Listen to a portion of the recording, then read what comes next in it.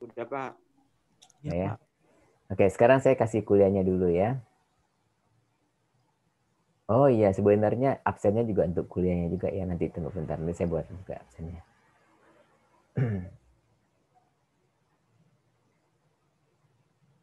Oke, sebenarnya ini untuk yang ada nggak apa-apa. Selamat pagi, assalamualaikum semuanya. Kita kan minggu lalu saya memberikan kuliah mengenai therapeutic drug monitoring ya, di mana singkatannya adalah TDM ya, TDM therapeutic drug monitoring. Nah, TDM ini adalah aplikasi ya daripada farmakokinetik klinikal ya.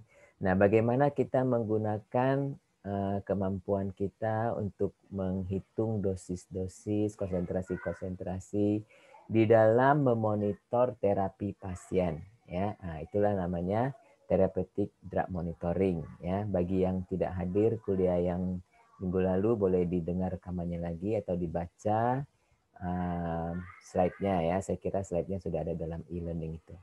Ya. Nah, saya mengharapkan dalam semester ini kita paling tidak bisa membahas 4 obat untuk TDM ini, yaitu yang pertama kita mulai sekarang digoxin, nanti dan juga nanti kita harus membahas tentang phenytoin karena phenytoin itu adalah non-linear ya.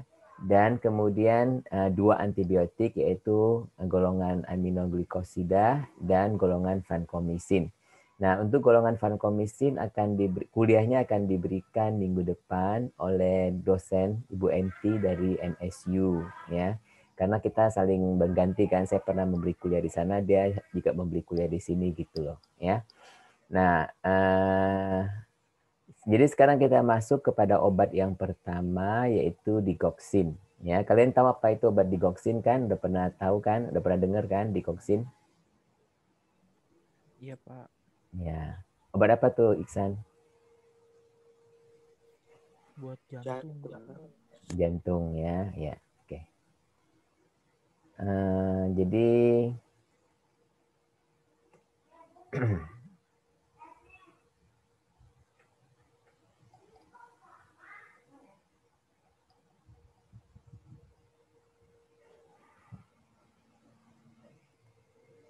nah, hasil pembelajaran kita kali ini ya, kita harus mampu menyebutkan dan menerangkan indikasinya, mekanisme kerja, hubungan antara konsentrasi dan toksisitas, parameter farmakokinetiknya, perhitungan dosis untuk mencapai konsentrasi yang dikehendaki, perhitungan konsentrasi, dan perubahan dosis untuk pasien gangguan ginjal ya. Nah, nanti yang terakhir-terakhir ini yang hasil pembelajaran 5, 6, 7 ini kita akan buat dalam praktikum nanti ya setelah kuliah ini kita akan teruskan dengan praktikum yaitu menghitung-hitung ya yang dengan kasus yang sudah saya berikan. Nah, next. Jadi seperti kita ketahui digoxin atau digoxin ya bahasa Inggris ya. Dia itu adalah suatu alkaloid yang diisolasi dari tanaman foxglove namanya ya. Digitalis purpurea dan Digitalis lanata ya. Kenapa disebut purpurea? Karena warna bunganya itu ungu ya, purple ya. Jadi Digitalis purpurea atau Digitalis lanata. Jadi merupakan senyawa yang mengandung inti steroid. Jadi kalau kita lihat ini adalah inti steroid ya. Dan juga ada suatu glukosa ya. Makanya dia disebut glukosida ya. Glukosida atau glikosida ya. Glycoside ya, glycoside karena dia ada glukosa ya. Nah, kadang-kadang bagian ini kan ini ada ether nih ya, kayak ya ether gitu ya. Jadi bagian sini disebut bagian aglikon ini ya, aglikon. Nah, digoxin termasuk inotropik positif yang dapat menambah kontraksi otot jantung ya. Nah, mekanismenya adalah menghambat mekanismenya ini ya. Nih, kamu lihat digitalis ya atau Digoxin ya. Sebenarnya digitalis ini ada dua ya, yaitu digoxin dan digitoxin ya. Tapi yang digunakan di Indonesia ini saya rasa hanya digoxin aja ya. Kalau di Amerika ada digitoxin, nah, digitoxin ya. Tapi digoxin dan digitoxin ya. Cuman kita hanya menggunakan digoxin aja, untung aja ya karena supaya nggak membingungkan ya. Nah, mekanismenya mereka ini menghambat pompa natrium kalium ATPase ya. Ini satu enzim ya, karena ada ase ini kan enzim ya.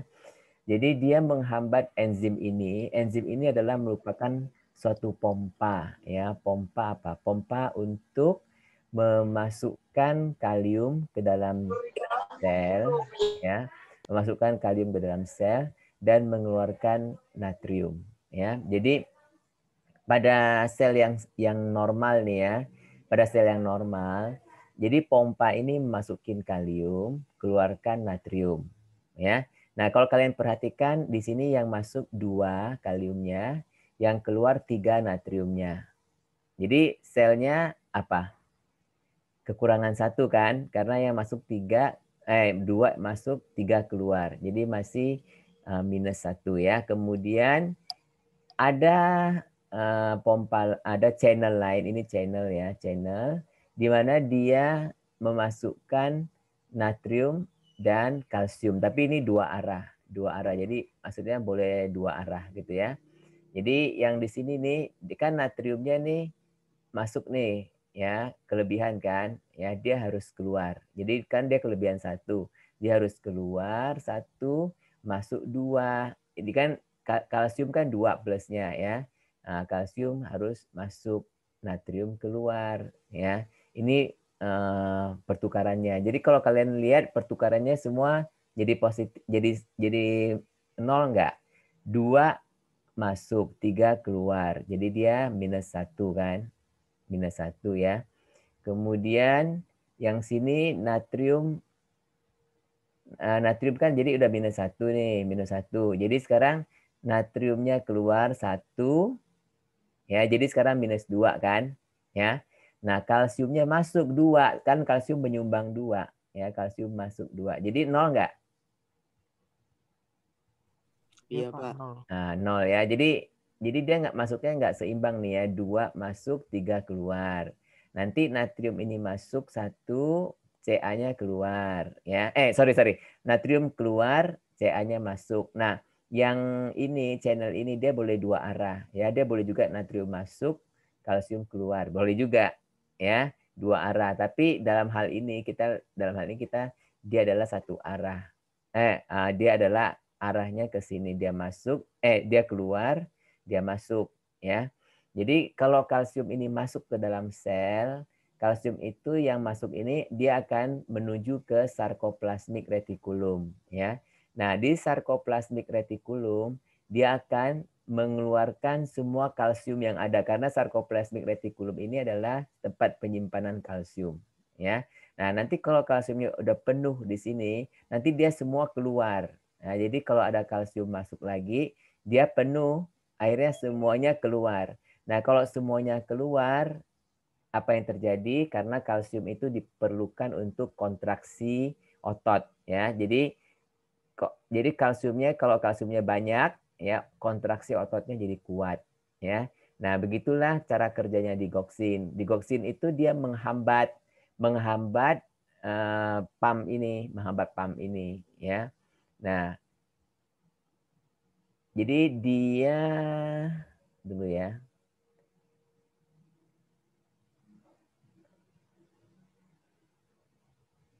Nah, dia menghambat. Tunggu, saya ulangin lagi ya. Jadi yang ini nih dia kalium masuk, natrium keluar, 3 kan keluar kan, ya. Jadi di sini minus 1 ya. Kemudian di sini natriumnya keluar. Tunggu, minus 1.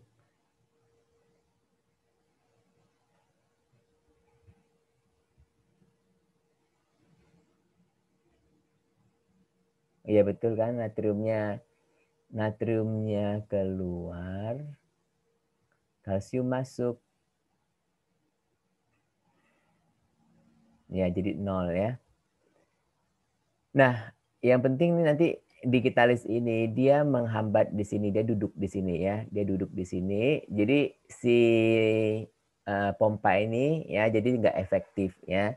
Jadi pompa ini nggak efektif sehingga si natrium ini nggak keluar.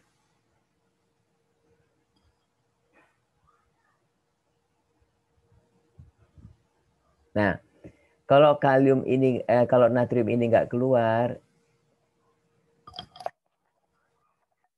tunggu ya. Saya rasa ada yang salah dalam ini.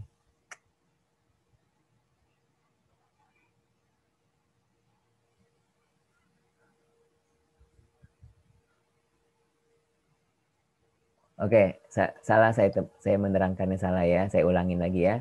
Jadi pada sel yang normal ya, kalium ini akan masuk ke dalam sel, natrium ini akan keluar ya. Nah, natrium yang keluar ini akan diganti dengan natrium yang masuk ya.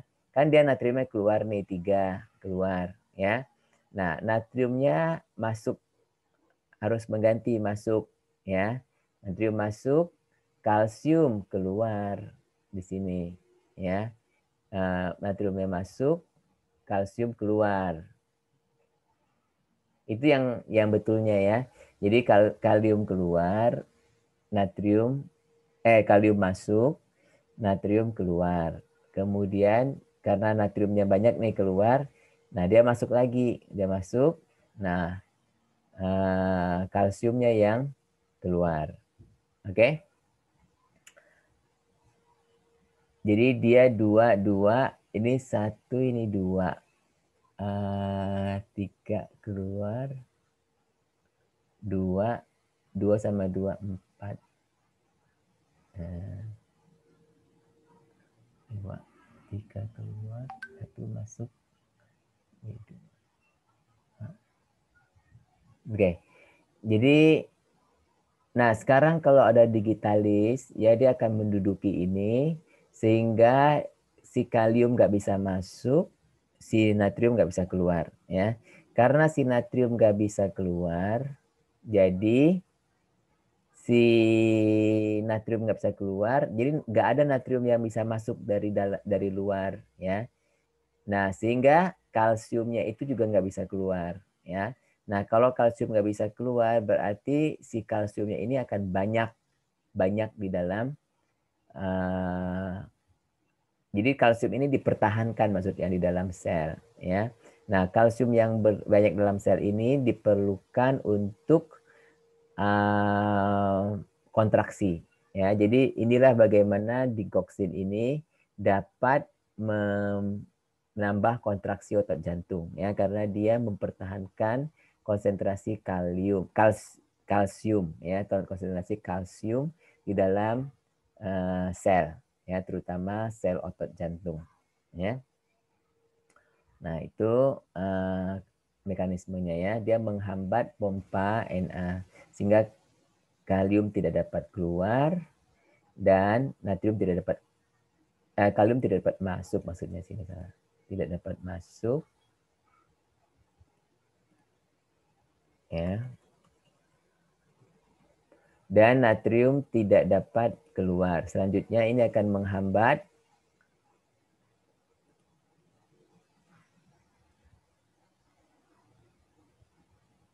menghambat keluarnya ya. Keluarnya kalsium dari dalam sel.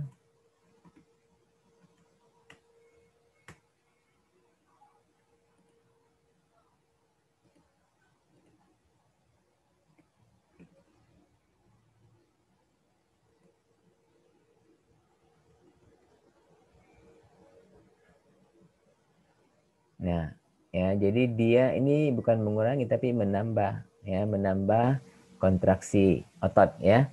Menghambat pompa natrium kalium ATPase sehingga kalium tidak dapat masuk, natrium tidak dapat keluar. selanjutnya ini akan menghambat keluarnya kalsium dari dalam sel, ya, sehingga akan menambah kontraksi, ya. Penggunaan dalam klinis ada dua, yaitu pertama adalah untuk atrial fibrilasi, ya, atau atrial flutter. Ada dua, ya, atrial fibrilasi atau flutter. Ini adalah sejenis penyakit aritmia, yaitu denyut jantung yang cepat dan tidak teratur, ya. Nah, untuk indikasi ini dosis awalnya 0,75 sampai 1,5 mg, ya. PO ini per oral, ya. Jadi maksudnya masuk dalam oral, ya, dalam 24 jam. Nah, dibagi 3 sampai 4 kali sehari. Jadi karena toksik kan si digoxin ini, ya. Jadi kita nggak bisa langsung kasih dosis setinggi ini, ya. Jadi kalau kita kasih 0,75 misalnya, kita akan bagi dia dalam 3 kali, ya. Misalnya 3 kali sehari 0,25, 0,25, 0,25 gitu, ya. Nah, kalau dia 1 miligram, kita bagi 4 kali sehari, ya. Nah, gitu. Kemudian dosis maintenance-nya tergantung fungsi ginjal, ya. Kalau fungsi ginjalnya bagus, kita bisa agak tinggi. Kalau fungsi ginjalnya buruk, dia agak rendah, ya. Jadi dia sebenarnya dari 62,5 ya sampai 250. Itu yang dosis wajarnya, ya. Tapi yang saya kasih rata-rata tuh orang sehat sih 125 sampai 250. Kalau orang tua kita mulai dengan yang lebih rendah, ya. Nah, untuk pasien gagal jantung, untuk pasien yang detak jantungnya normal, artinya yang nggak ada atrial fibrilasi, jadi kita kasih dia dari 0,62,5 yang lebih rendah, ya, sampai 12125. Jadi untuk gagal jantung dia dosisnya lebih rendah, ya, karena dia membutuhkan konsentrasi yang lebih rendah untuk gagal jantung, ya. Kalau untuk atrial fibrilasi dia perlu dosis yang lebih tinggi, ya. Jadi kita sebagai apoteker mesti tahu dosis-dosis obat, ya.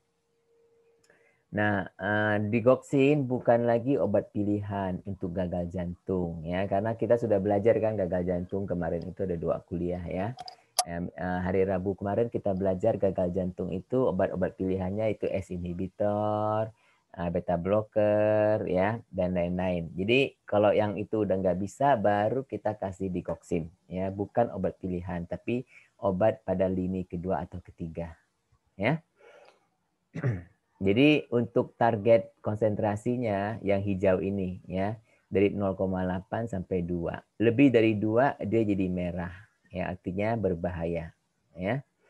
Nah, untuk loading dan maintenance dose, ya, ini kalau kita per kilogram, ya. Jadi si digoxin ini bisa juga diberikan secara IV. Ini nggak usah kalian hafal, ya. Saya cuma mau kasih kalian lihat aja. Boleh diberikan secara IV, ya. Untuk neonate itu artinya bayi yang baru lahir, ya, prematur atau full term, ya, yang cukup umur. Kalau prematur biasanya obat-obatnya kita harus memberikan lebih rendah karena dia organ-organ tubuhnya kan belum terbentuk, ya, belum matang gitu, ya. Jadi kita harus berikan lebih rendah. Nah, dibanding dengan full term, ya. Nah, untuk oral, kalau itu elixir tadi ya, sirup, ya, kita bisa berikan untuk infant atau untuk children, anak-anak, ya, atau anak-anak yang lebih besar. Jadi, nah biasanya untuk infant nih yang kurang dari 2 tahun, ya, dia akan loading dose dia, dosis awalnya, ya, per kilogram, ya, dia akan lebih besar. Kenapa? Karena pada masa-masa itulah terjadi pertumbuhan yang sangat pesat, ya. Nah, demikian juga anak-anak dari 2 sampai 10, dia dosisnya kalau dihitung per kilogram, ya, akan lebih besar. Tetapi tentunya karena mereka kan berat badannya lebih kecil, ya, per kilogramnya, ya. Jadi nanti hasil dosisnya akan lebih kecil, ya. Tapi untuk per kilogramnya dia lebih besar. Nah, kalau udah agak gede, dia udah sama dengan orang dewasa, ya. Jadi per harinya itu sekitar 62,5 sampai 250 ya. Jadi kalau kita hitung dosisnya secara farmakokinetik ya, kalau dosis kita di bawah ini atau di atas ini ya, kita harus curiga, jangan-jangan kita ada salah hitung ya. Jadi biasanya ini adalah dosis yang umum 62, ini untuk orang dewasa ya. Nah, kalau kita dapatkan dosis lebih dari itu, kita harus curiga ya, apa nggak salah hitung nih, gitu, harus curiga ya. Siapa aja sih yang ada dalam kuliah kita ini? Ada Galuh, Rere. Ya Pak. Lagi kerja atau lagi di rumah? Di rumah Pak. Oke. Nah, sekarang bioavailabilitas ya, kalian tahu bioavailabilitas. Biasanya kita sebut dalam F ya, F. Nah, bioavailabilitas kalau untuk IV ini dia 100%. Selalu kalau obat-obat injeksi ya, IV bioavailabilitas 100%. Tapi kalau untuk IM dia mungkin ada lain ya. Karena IM kan harus diabsorpsi juga ya. Jadi ini dibilang umumnya sekarang kita nggak mau memberikan obat IM karena absorpsinya nggak menentu ya, kadang cepat kadang lambat ya. Jadi dan juga sakit ya kalau kita berikan IM ya. Jadi not recommended ya. Nah, kalau oral kapsulnya kapsul umumnya lebih gampang larut ya. Jadi kita bisa mencapai 95, tapi kamu lihat ada plus minus nih, plus minus ya. Jadi bisa lebih rendah, bisa lebih tinggi ya. Nah, kalau tablet dia 75 plus minus ya. Kalau dia sirup 80 plus minus. Ya, kenapa? Karena kalau sirup kan nggak usah larut lagi ya. Kalau tablet kan dia harus larut, harus pecah lagi. Jadi kemungkinan bioavailabilitasnya sangat dipengaruhi oleh apa namanya desain obatnya. Oke. Nah, sekarang therapeutic range rentang terapeutik ya. Wah, saya mau ini dulu, saya cas dulu apa komputer saya ini. Bentar ya.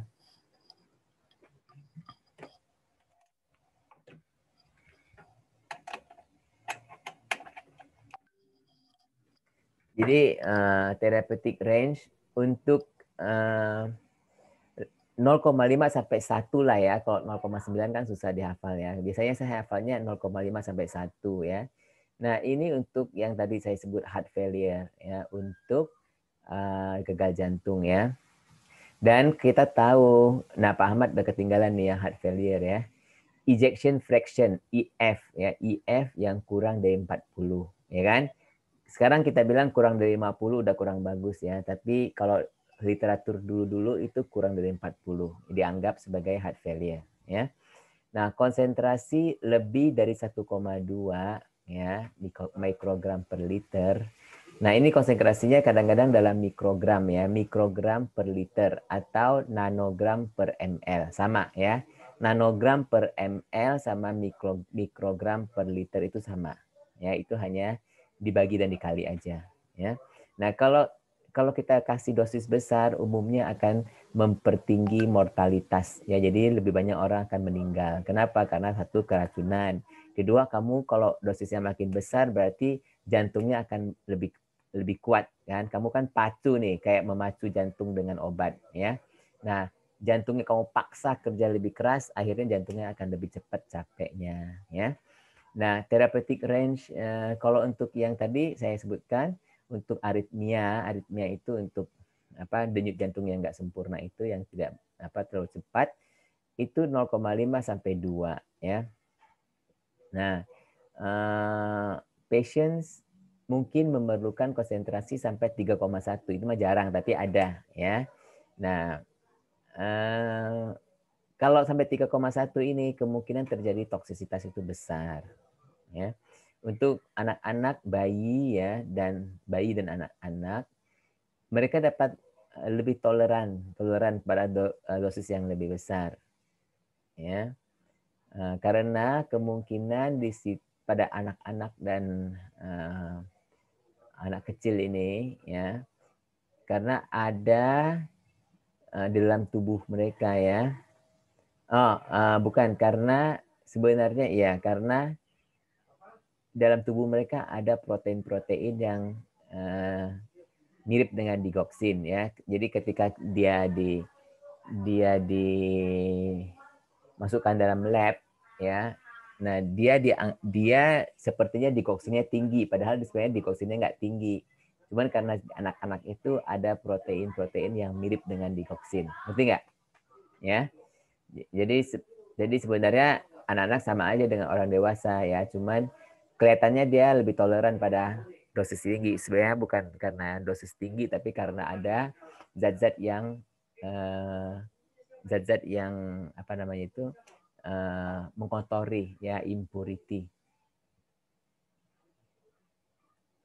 Nah, untuk parameter farmakokinetiknya ya, distribusi. Jadi ini penting, distribusi dia digoxin itu sangat terdistribusi kepada jaringan-jaringan yang tidak berlemak ya, jaringan yang bagus yang nggak berlemak ya, seperti jantung, otot ya, kemudian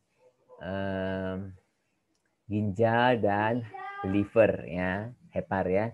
Kenapa dia suka kepada organ yang tidak berlemak? Karena digoxin itu larut dalam air ya, jadi dia nggak mau kan dalam lemak ya, jadi dia lebih suka yang nggak berlemak ya. Nah, komen kita serum untuk jadi konsentrasi antara serum dengan jaringan. Jadi kalau kita ngambil darah nih kan serum ya, dan kita uji kadarnya sama yang dengan jaringan. Kalau kita misalnya orang tikus nih yang sudah kita suntik digoxin sudah mati, kita ambil jantungnya, kita sentrifusi, terus kita mau tes digoxinnya ya. Jadi sebenarnya 1:70, artinya dia lebih banyak di jaringan daripada di darah ya. Nah, ini kamu masih ingat gak? Kalau kayak begitu berarti dia mengambil model apa? 1 kompartemen atau 2 kompartemen? 2 ya, Pak? Iya, 2 kompartemen ya. Jadi kompartemen di darah sama kompartemen di jaringan ya. Nah, oke. Kemudian ekskresi 50-70% itu melalui ginjal ya. Jadi dia melalui ginjal. Jadi dengan filtrasi glomerular ya.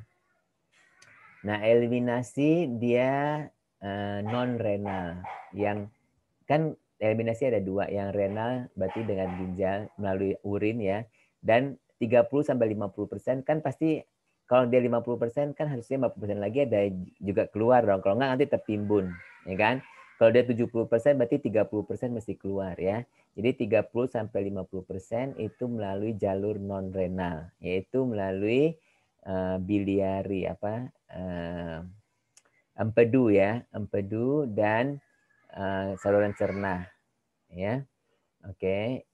Digoxin juga adalah substrat dari P-glycoprotein ya, sehingga dia bisa dikeluarkan oleh P-glycoprotein itu. PGP ini semacam pompa ya, semacam pompa untuk mengeluarkan digoxin dari saluran cerna ya. Oke. Kemudian protein bindingnya 20-30%. Nah, nggak terlalu tinggi ya. Tapi dia memang kalau ada orang yang hipoalbumin ya, digoxinnya akan sedikit lebih aktif ya, karena yang bebasnya akan lebih banyak. Tetapi di sini disebutkan secara klinis tidak signifikan. Artinya tidak merubah toksisitasnya secara klinis ya. Nah, digoxin dieliminasi 50-70% oleh ginjal, maka dosis harus diturunkan pada penderita gangguan ginjal. Ini yang penting dari tabel ini yang kita pelajari ya.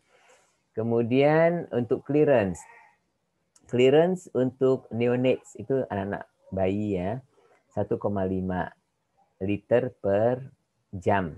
Oke. Infant untuk anak-anak 11,2. Jadi yang seperti saya bilang, infant biasanya mempunyai kapasitas metabolisme yang sangat tinggi ya, karena mereka organ-organnya baru terbentuk gitu loh ya. Jadi masih baru, masih seger gitu ya. Jadi dia mempunyai yang lebih tinggi gitu clearance-nya ya. Dibanding dengan anak-anak, justru anak-anak 1 sampai 12 tahun udah mulai turun ya clearance-nya. Ya ini memang aneh ya. Nah, untuk adults yang tadi ya, dia clearance-nya memang udah turun, terutama untuk orang-orang tua ya. Nah, untuk volume distribusi ya, untuk neonates anak-anak itu 10 kira-kira 10 kurang plus minus 1 liter per kg berat badan. Nah, infant apa deh? Enggak, terpisah. Nanti ada lagi yang punya Koko.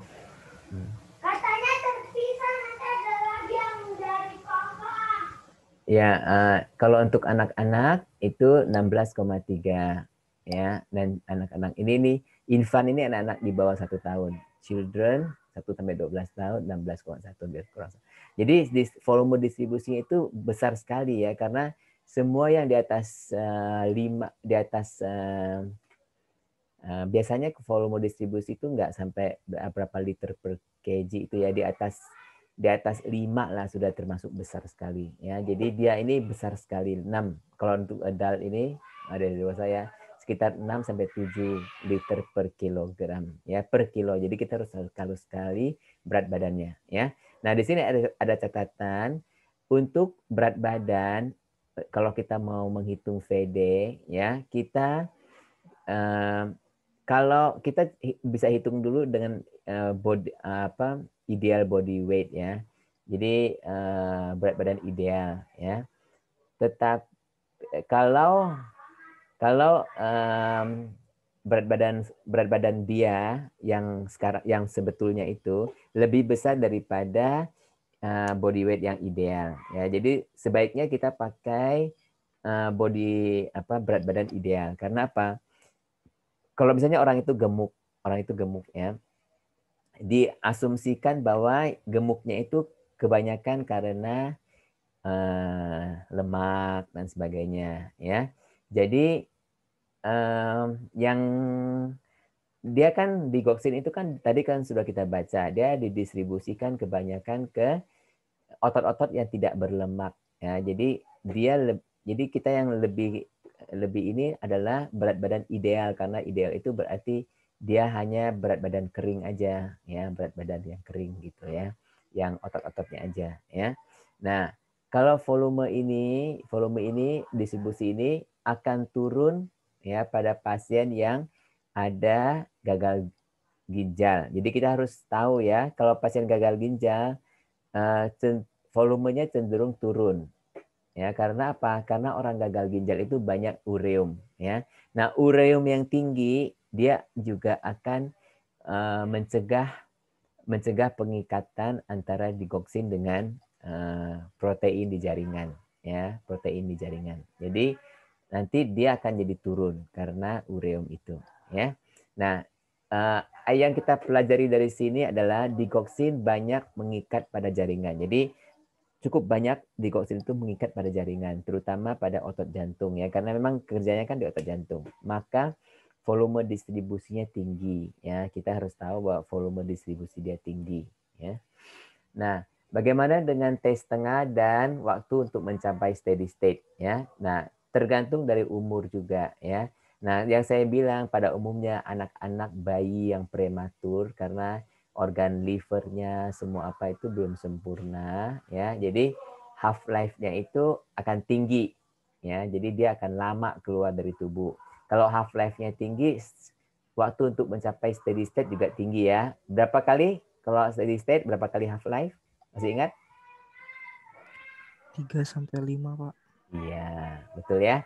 Jadi jangan lupa lagi ya, 3 sampai 5 kali half life ya. Nah, kalau full term dia akan jadi lebih kecil. Kalau infant lagi lebih kecil, karena pada waktu infant ini dia akan banyak, livernya akan banyak aktif ya. Jadi half life ini sangat tergantung kepada apa? Clearance kan? ya, sangat tergantung pada clearance. Ya, kalau clearance-nya naik, half life-nya akan turun apa naik? Turun, ya. Kalau clearance-nya naik, half life-nya akan turun, ya.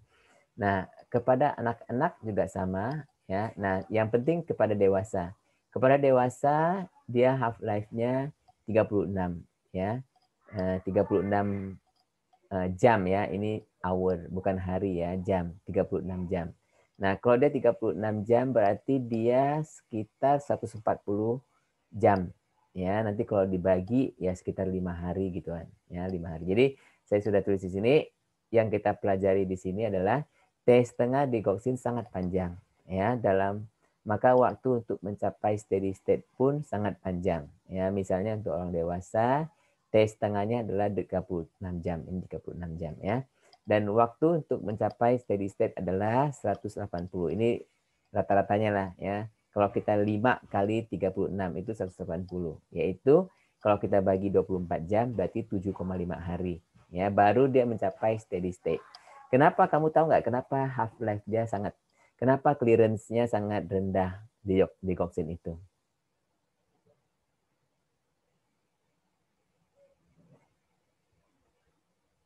Ayo, tolong jawab.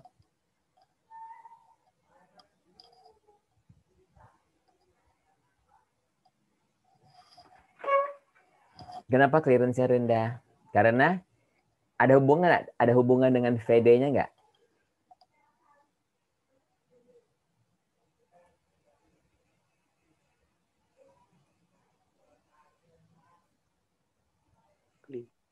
Hah?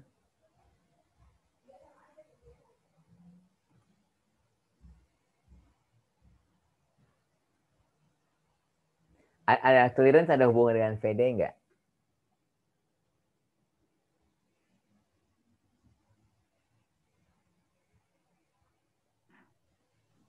Ada, Pak. Ya, bagaimana hubungannya?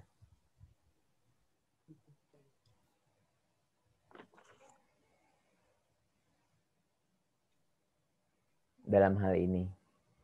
Jadi si digoxin itu kebanyakan berada dalam otot-otot kan. Dia kuat ikatannya ya. Sedangkan clearance itu kan dari ginjal kan. Dia kan kita tahu kalau digoxin itu di clear 50-70% di ginjal ya. Nah, kalau si digoxinnya nggak mau keluar, maunya sama otot dulu. Afinitasnya lebih pada otot ya, kepada protein-protein di otot ya. Sehingga dia susah untuk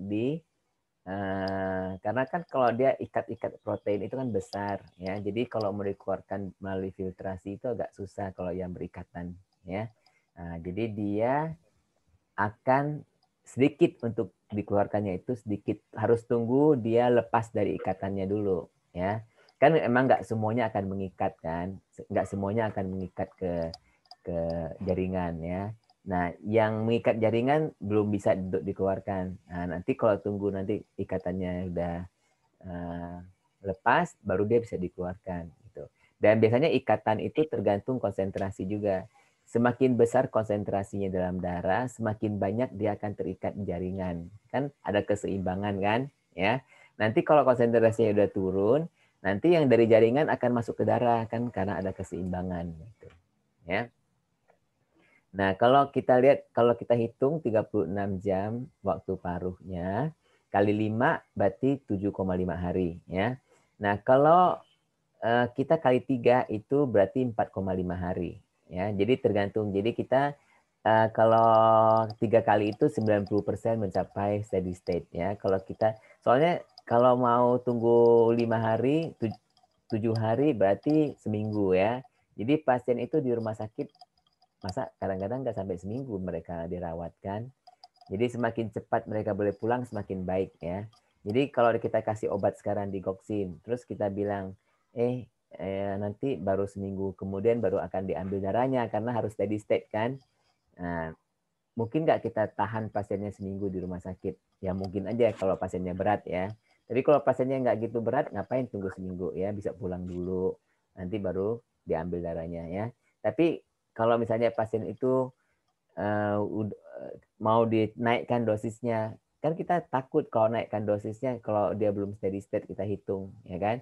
Jadi kita paling nggak ngambillah 4,5 hari atau 5 hari sini. Ya. Jadi 5 hari dibanding 7,5 hari kan ada 2,5 hari. Lumayan kita bisa menghitung dosisnya. Ngerti nggak?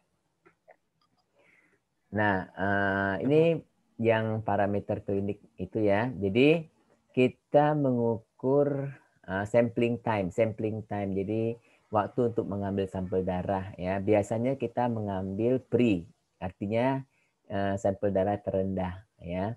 Nah, atau lebih dari 6 jam setelah minum obat. Kenapa? Karena 6 jam itu diperlukan untuk distribusi. Jadi kita harus tunggu sampai distribusinya selesai. Jadi dia stabil ya. Jadi kita harus ingat kita ambil dia 6 jam setelah ini ya. Harus jangan sampai kurang dari 6 jam. Tetapi bagus juga kita ngambil pre-dose. Pre-dose berarti kalau dosisnya itu kan sekali sehari ya. Jadi kita ambil sebelum kita minum obat. Misalnya minum obat jam 8 pagi, nah, jam 7 lah ambil darah gitu. Itu nanti dapatnya trough. Jadi yang terendah ya. Nah, waktu untuk mencapai peaknya, mencapai maksimum itu satu jam ya untuk kalau dia pakai oral ya. Nah, eliminasinya 60 kayak 50 sampai 60, 50 sampai 70 kan, rata-rata 60 ya. 60 dikeluarkan secara renal. Nah, eliminasi half life 36 tadi sudah kita sebut ya. Waktu untuk mencapai steady state 7 sampai 10 yang tadi kita sudah hitung ya. Terus bindingnya tadi kan 25 sampai 35%. Nah, target range tadi kita udah lihat 0,8 sampai 2 ya. Jadi kalau heart failure kita perlu lebih rendah, yaitu 0,5 sampai 1. Tadi di buku lain tadi 0,5 sampai 0,9 ya.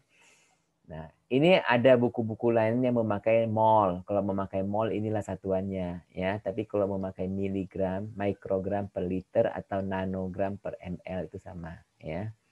Nah, target konsentrasi plasma. Jadi kalau kita cek target konsentrasi nih ya, kita jangan buru-buru menjudge dulu, kita harus lihat satuannya. Apa satuannya yang dipakai oleh lab itu, ya. Nah, target konsentrasi plasma lebih rendah untuk indikasi gagal jantung ya ini ya, dibandingkan dengan indikasi atrial fibrillation. Nah, faktor-faktor yang mempengaruhi konsentrasi yaitu pertama adalah fungsi ginjal ya. Bila fungsi ginjal terganggu atau menurun, maka resiko keracunan akan meningkat. Nah, pada orang tua atau sepuh, fungsi ginjal akan menurun jelas ya. Interaksi obat, antasida ya, kolestiramin dan makanan berserat akan mengurangi absorpsi digoxin. Obat-obat peninduksi enzim hepar, ya contohnya phenytoin dan rifampicin. Ini terkenal nih kalau kita kasih phenytoin atau rifampicin, dia akan menginduksi enzim hepar ya, sehingga menaikkan clearance karena dia menginduksikan, jadi dia menaikkan clearance ya, konsentrasi akan berkurang. Obat-obat yang menghambat enzim hepar dan juga PGP. Jadi PGP ini dia mau mengeluarkan obat itu dari sel ya, dia akan mengeluarkan. Jadi kalau dia menghambat PGP berarti pengeluarannya akan terhambat ya. Nah, dia akan menaikkan konsentrasi digoxin. Oke. Catatan, perubahan dosis yang kecil akan menurunkan khasiat atau menaikkan efek samping. Bioavailabilitas digoxin tergantung pada setiaannya, maka sebaiknya tidak gonta-ganti merek. Ya, jadi kalau udah pakai merek tertentu, ya setialah, jangan gonta-ganti jangan gonta-ganti merek. Nah, efek samping toksisitas ya, mulai yang umum itu ya gastrointestinal, jadi mual, muntah, diare, konstipasi, sakit perut ya. Yang neurologikal itu terhadap saraf ya, pening, lelah, insomnia, ya kebingungan, vertigo. Nah, ini cukup khas untuk digoxin, yaitu kelainan penglihatan ya, yaitu dia akan jadi kabur melihat adanya halo-halo berwarna-warni. Kamu ngerti nggak apa halo-halo itu maksudnya? Kayak dia lihat lampu kan, lampu itu kayak lampu neon itu kan putih ya. Nah, dia akan lihat ada cahaya-cahaya, bulatan-bulatan cahaya yang berwarna-warni kayak pelangi gitu ya. Tapi warnanya lebih ke kuning dan oranye, merah gitu. Ngerti nggak? Hijau ya kadang-kadang hijau juga, warnanya hijau gitu ya. Seperti kalau kita lihat lampu pijar itu loh, lampu pijar bolam itu ya, bolam yang kuning. Kadang-kadang kita lihat ada di sekelilingnya ada cahaya kan, ya enggak? Pernah enggak? Iya Pak, pernah Pak. Ya. Nah, tapi biasanya kita lihat cahayanya itu antara kuning gitu kan. Tapi yang digoksin ini kalau dia keracunan, dia melihat cahayanya itu berwarna-warni kayak hijau ya. Nanti orang itu bilang, "Oh, bagus banget ya lampu ini," padahal dia digoksinnya itu toksisitas ya. Nah, terhadap jantung kardiak yaitu bradikardia. Apa itu bradikardia? Ingat ya? Tekanan darah apa namanya? Ritme itunya terlalu rendah.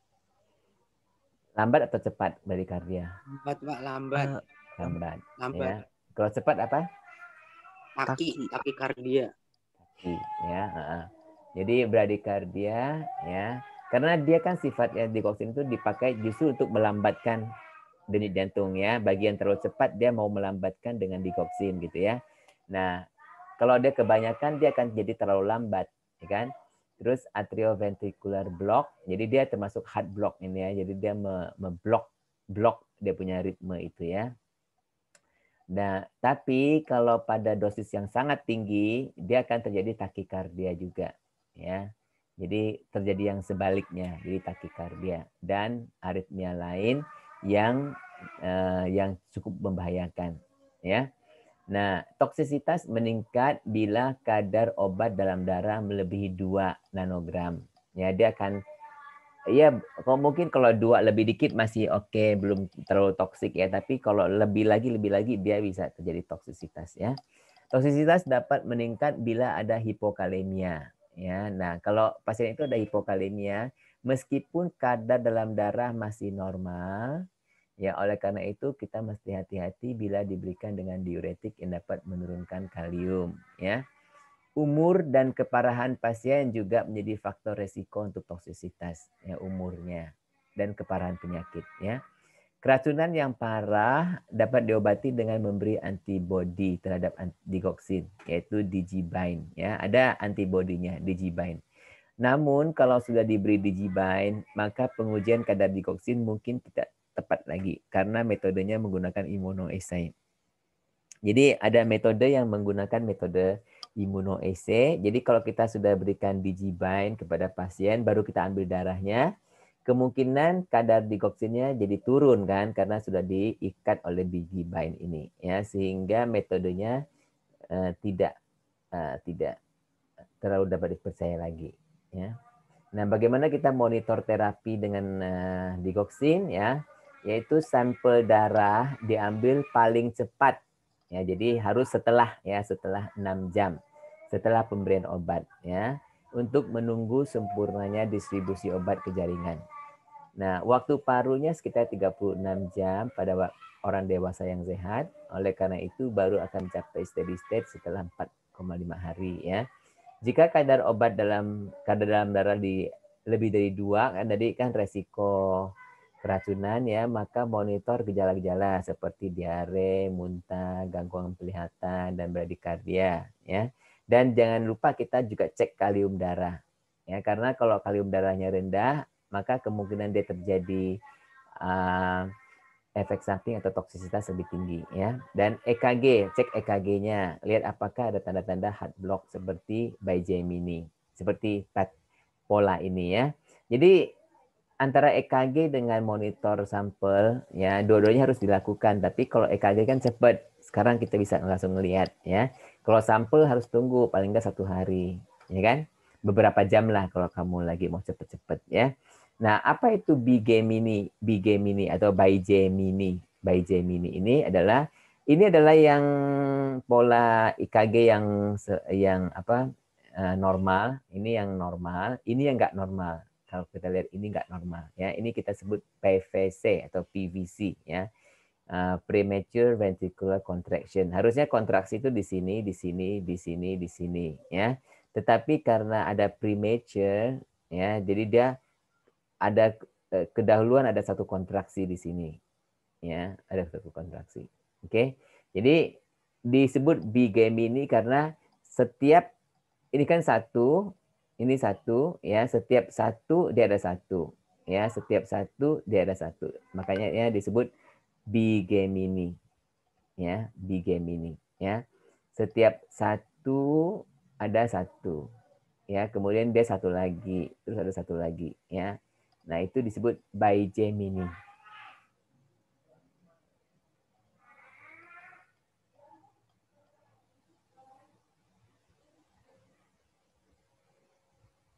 Ya.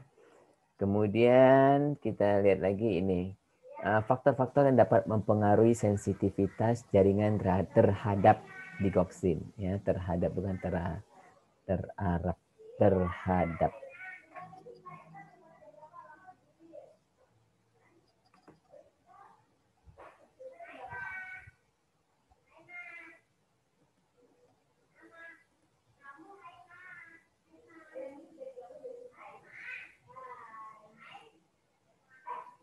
Nah, yang dapat meningkatkan sensitivitas jaringan terhadap digoxin ya, dan tadi sudah disebut hipokalemia ya, terutama jika dia dikombinasi dengan diuretik, oke? Atau hiperkalsemia, kalau kalsiumnya tinggi ya. Karena apa? Tadi kan kita bilang kalsium itu menyebabkan kontraksi otot kan. Nah, kalau sekarang kalsiumnya tinggi ya, nanti jadi kontraksi ototnya berlebih-lebih ya. Sudah kalsiumnya tinggi, ada lagi digoxin ya, sehingga kalsiumnya itu terlebih tinggi ya. Jadi dia terlebih ya. Nah, kemudian hipotiroid ya, karena tiroid itu akan mempengaruhi metabolisme ya. Jadi kalau kita hipotiroid, metabolisme tubuh dan turun. Jadi si digoxin akan tinggi ya. Nah, hipoksia dan asidosis juga, karena hipoksia dan asidosis ini menyebabkan terjadinya aritmia ya. Jadi terjadinya kekurangan oksigen ke dalam jantung itu bisa memacu ya, asidosis juga ya, memacu hipokalemia nantinya ya, hipokalemia ya. Nanti karena hipokalemia inilah akan menimbulkan toksisitas. Nah, yang dapat menurunkan, nanti kan ini menaikkan ya, menurunkan itu ya sebaliknya. Jadi hiperkalemia ya, hipokalsemia sebaliknya ya, hipertiroid dan neonate ya, neonate pada kanak-kanak kecil itu ya, kanak-kanak bayi-bayi yang neonate itu ya, yang kurang dari 1 bulan ya, bayi baru lahir. Nah, karena hipokalemia ini ya, efek hipokalemia ini saya tulis ya, harusnya tulis efek hipokalemia. Jadi efek hipokalemia ini sudah bisa kita apakan prediksi ya. Jadi prediksinya gimana? Yaitu dari MOA-nya tadi, mekanisme of action-nya. Jadi muntah dan diare dapat menyebabkan hipokalemia. Ya, pada hipokalemia efek digoxin akan bertambah. Ya, ini adalah interaksi farmakodinamik. Ya, nah karena farmakodinamik artinya di dalam sel ini. Ya, jadi kalau dia ada digoxin nih, dia kan jadi kalium ini nggak bisa masuk ya. Kalium ini nggak bisa masuk kalau ada digoxin. Ya, sekarang kalau misalnya sudahlah kalium ini rendah dalam darah, ya sudah rendah dalam darah. Jadi di dalam sel pun sudah kurang kalium karena sudah rendah kan. Nah, nggak bisa lagi masuk lagi kaliumnya nggak bisa masuk. Nah, tambah lagi susah, ya tambah lagi sensitif ini, ngerti nggak? Ya. Nah, jadi kadar digoxin mungkin tidak akan naik karena dalam hal ini kadar digoxinnya sendiri mungkin nggak naik ya, tapi dia menimbulkan efek yang sama dengan kadar yang rendah gitu loh. Ya, jadi dia karena sensitivitasnya sel ini jadi lebih sensitif. Jadi nggak perlu kadar yang tinggi-tinggi ya. Kadar rendah pun dapat menyebabkan toksisitas ya. Nah, penata laksanaan kita harus koreksi kadar kalium. Ini yang paling gampang ya, yaitu memberikan infus KCl ya, koreksi kadar kaliumnya. Nah, rumus untuk mencari clearance digoxin ini penting nanti untuk kita hitung-hitungan ya. kalau ada heart failure, ya dia kayak gini. Sorry, kalau tidak ada absen berarti tidak ada, ya. Jadi ini rumus untuk menghitung clearance-nya, clearance digoxin, ya. Jadi 1,303 kali creatinine clearance. Jadi kita perlukan creatinine clearance, jangan lupa, ya. Nah, tambah 41. 41 ini adalah metabolic clearance, clearance di hati, ya. Nah, kalau ada heart failure, darah menuju ke hati itu kurang, ya. Jadi si metabolisme di hati ini jadi 20, ya, berkurang 50%-nya. Oke. Nah, ada metode kedua, ya, sama metodenya, ya, cuman dia pakai juga creatinine clearance, ya. Nah, kalau pada heart failure dia akan berkurang, ya, berkurang. Oke, dari 1,94 jadi 0,78. Ada metode lain lagi, ya. Jadi tergantung metode mana yang akan kita pakai. Ada banyak berbagai-bagai metode, ya. Tapi pada umumnya dia menggunakan creatinine clearance, ya. Ada lagi metode ini yang metode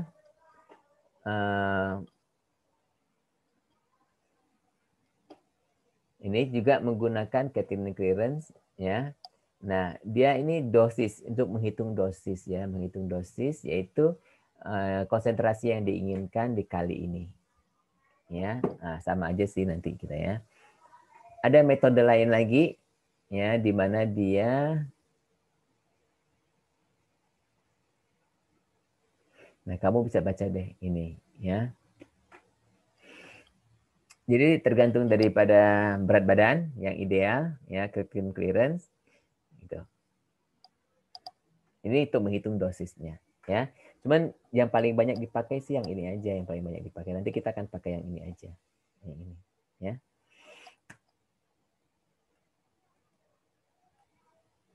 Nah, ini slide saya yang terakhir nih, ya. Oke.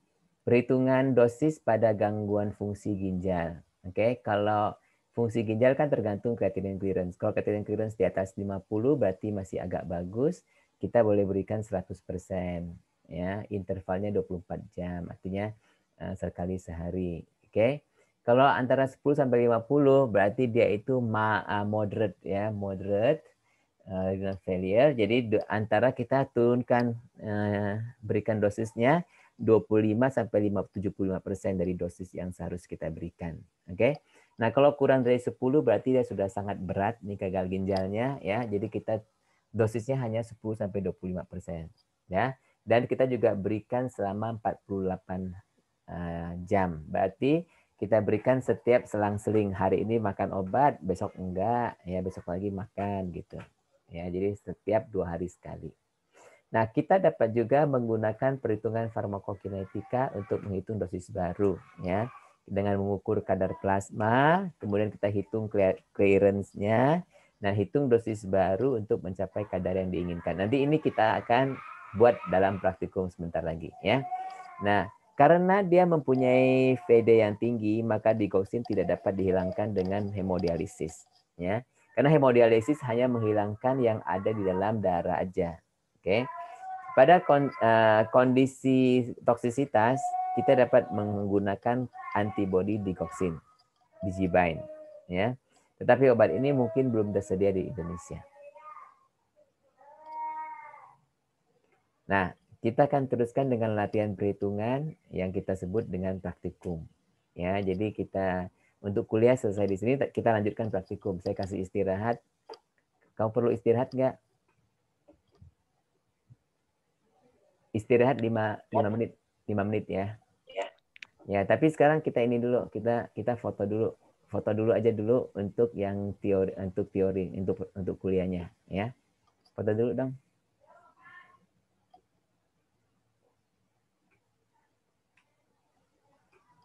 Istirahat untuk ambil minum dulu, saya juga haus. Istirahat ke WC dulu. Nah, kita teruskan dengan hitung-hitungan, ya, mungkin insya Allah setengah jam bisa habis lah. Ya.